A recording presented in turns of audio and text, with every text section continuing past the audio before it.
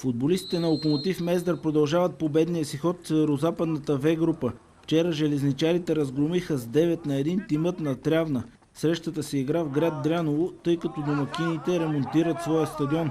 Мезданици имаха пълно превъзходство през целия двубой.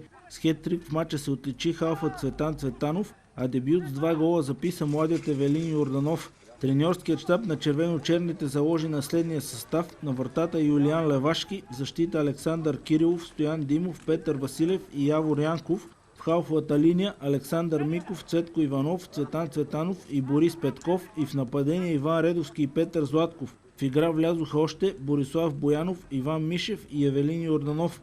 Двубоят започна отлично за гостите, които отбелязаха гол още в първата минута. Редовски проби отдясно и центрира към Цветанов, който с глава прехвърли вратаря.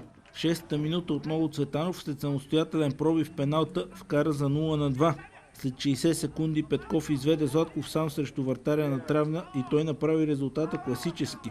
10 минути по-късно след подаване на Миков, сред голмайсторите се записа и защитникът Янков.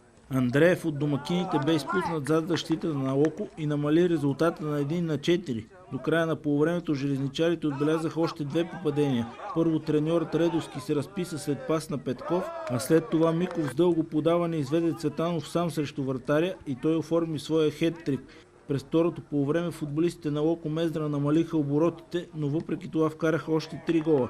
В 59-та минута Мишев центрира отляво и Йорданов с глава се разписа за 1-7. След подаване на Редовски, отново Мишев преодоля защитникът пред себе си и от малък ъгъл прати топката в мрежата. 3 минути преди края Миков напредна в наказателното поле и пусна топката към Йорданов, който оформи крайния резултат 1-9.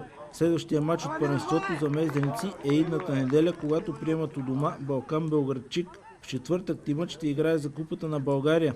От 16 часа на градския стадион железничарите срещат съседите от Червен бряг.